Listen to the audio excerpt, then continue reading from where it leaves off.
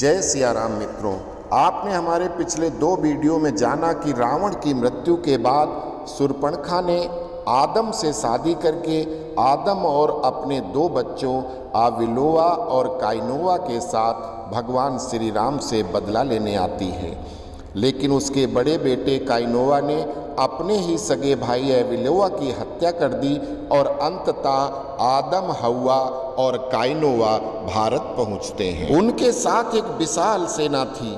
उससे आगे माता सीता के ज्येष्ठ पुत्र कुश पुनः महर्षि विश्वामित्र से प्रश्न करते हैं कि जब आदि मानव आदम इतनी बड़ी सेना के साथ अयोध्या पर आक्रमण के लिए आया था तो उसने सबसे पहले आक्रमण मथुरा पर क्यों किया, और इस घटना का उल्लेख हमारे गुरुदेव ने रामायण में क्यों नहीं किया।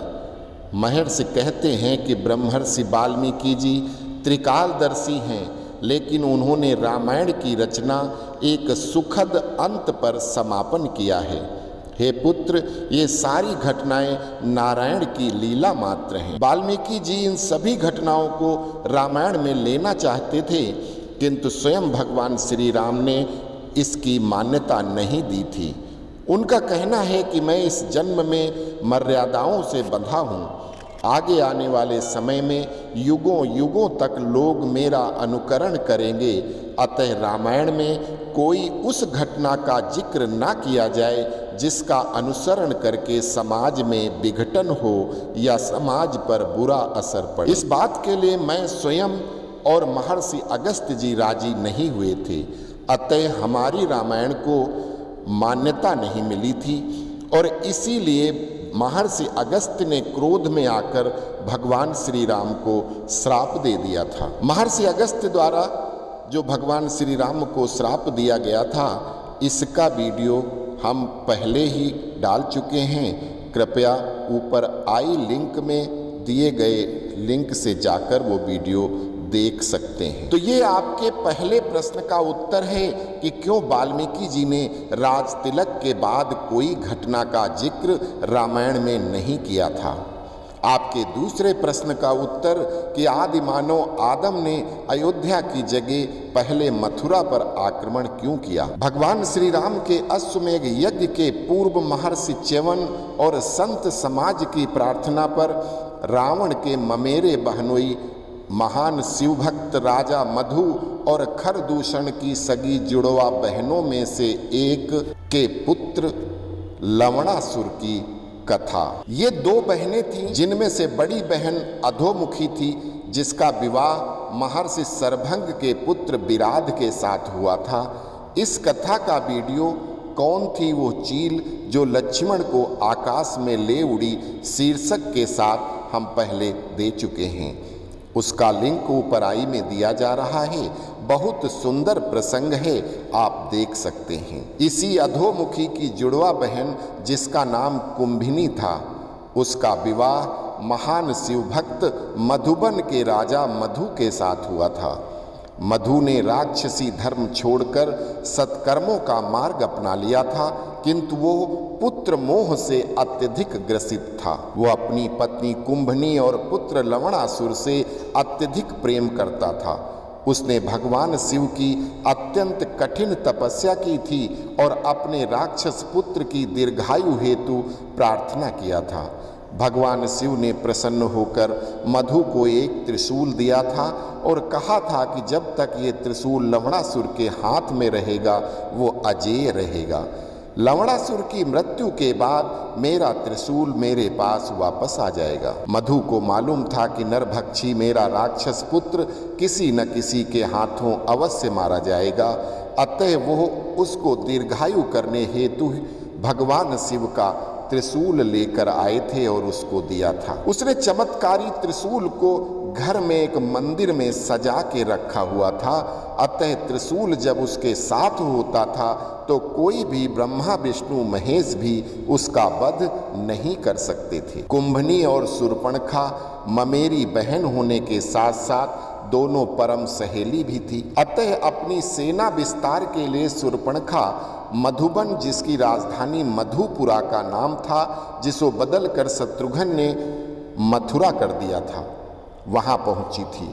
जहां अधर्मी लवणासुर को पसंद करने वाले लोग ज्यादा थे, जो युद्ध में लवणासुर के वध के बाद वहां के सभी राक्षसी प्रवृत्ति के लोग जंगलों में भाग गए थे और वहीं छिपकर रहते थे। उन्हीं लोगों ने आदम की सेना का विस्तारीकरण किया था। शूर्पणखा के साथ वही सारे राक्षस मिल गए थे जिससे उसकी सेना में वृद्धि हो गई थी। आदम की सेना के साथ उनका उत्साह बढ़ाने के लिए एक भैंस का पूरा मांस अकेले खा जाने वाली लवणासुर की माता कुंभनी भी थी, और कुंभनी के आदेश से ही सारे राक्षस आदम सेना में शामिल हुए थे। और कुंभनी की प्रथम इच्छा अपने पुत्र का राज्य वापस लेना था। अतः आदिम ने कुंभनी की बात मानते हुए सर्वप्रथम मथुरा पर आक्रमण किया था। आप लोगों ने रामायण सीरियल में देखा होगा कि कैसे शत्रुघ्न ने लवणासुर का वध करके को भय मुक्त करके धर्म की स्थापना की थी। इस युद्ध में लवणासुर के चारों पुत्र शत्रुघ्न के पुत्रों के हाथों मारे गए थे।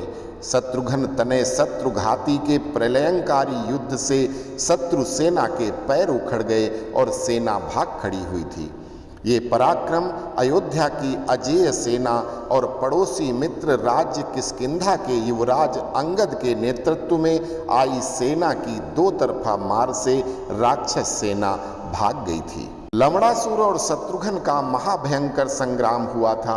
लवणासुर ने शत्रुघ्न को युद्ध में खूब छकाया, क्योंकि वो मायावी असुर संपूर्ण दिव्यास्त्रों से परिपूर्ण था। शत्रुघ्न के सभी दिव्यास्त्रों की काट उसके पास थी। आप लोगों ने हमारी एक अन्य कथा, जिसमें राजा दशरथ का नाम दशरथ क्यों पड़ा था, उन्होंने अकेले ही किन 10 महारथियों को शस्त्रहीन करके बंदी बनाया था, जिसकी कथा बड़ी होने के कारण 2 वीडियो में हमने बताई थी, जिनका लिंक ऊपर आई में दिया जा रहा है। उनको अवश्य देखना चाहिए। उन 10 महारथियों में एक लवणासुर भी था। इसके पास असीमित शक्ति थी, दिव्य अस्त्र थे, लेकिन राजा दशरथ ने उसको रावण आदि के साथ बंदी बना लिया था। तब तक इसके पिता द्वारा इसको भगवान शिव का त्रिशूल नहीं मिला था। राजा दशरथ से जीवन दान मिलने के बाद ये अपने पिता के पास उनके आश्रम में गया था। तब इसकी दशा देखकर पुत्र मोह में बंधे महात्मा मधु ने शिव जी से उसकी दीर्घायु और विजयी होने का वरदान मांगा था, जब उसको त्रिशूल मिला था। आज उन्हीं दशरथ के पुत्र शत्रुघ्न के मुकाबले में लवणासुर शत्रुघ्न से कहीं भी 19 नहीं था। दोनों की बराबर की शक्ति थी और बड़ा भयंकर युद्ध हुआ। अंत में शत्रुघ्न जब उसकी माया से छिपकर वार करने से घायल हो गए, तो उन्होंने भगवान श्री राम द्वारा प्रदत्त वो अस्त्र, जिसके प्रहार से भगवान श्री हरि ने मधुकैटभ नामक राक्षसों का वध किया था, उस अस्त्र का आवाहन करके लवणासुर पर छोड़ दिया था। उस अस्त्र के छोड़ते ही पृथ्वी पर भयंकर भूचाल आ गया और वो अस्त्र लवणासुर का अंत करते हुए समुद्र मार्ग से भगवान श्री हरि के पास वापस चला गया।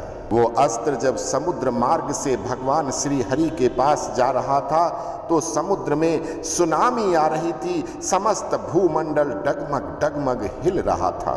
लवणासुर के वध के पश्चात उस संपूर्ण क्षेत्र में धार्मिक प्रवृत्ति वाले लोग प्रसन्न हो गए और वहां के पूर्व राजपुरोहित महर्षि च्यवन के पौत्र महर्षि चंद्रक ने सूर्यवंशी राजकुमार शत्रुघ्न को मथुरा का राजा घोषित कर दिया।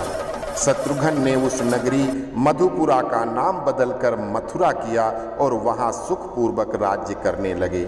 शत्रुघ्न ने लवणासुर की पत्नी और माता को उनके महल में रहने दिया और नगर के दूसरी तरफ अपना महल बनवाया था।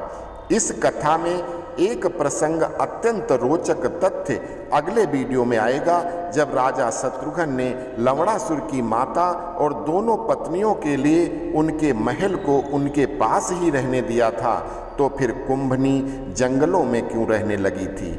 यह अत्यंत रोचक कथा देखेंगे अगले वीडियो में। अस्तु, तब तक के लिए जय सिया राम।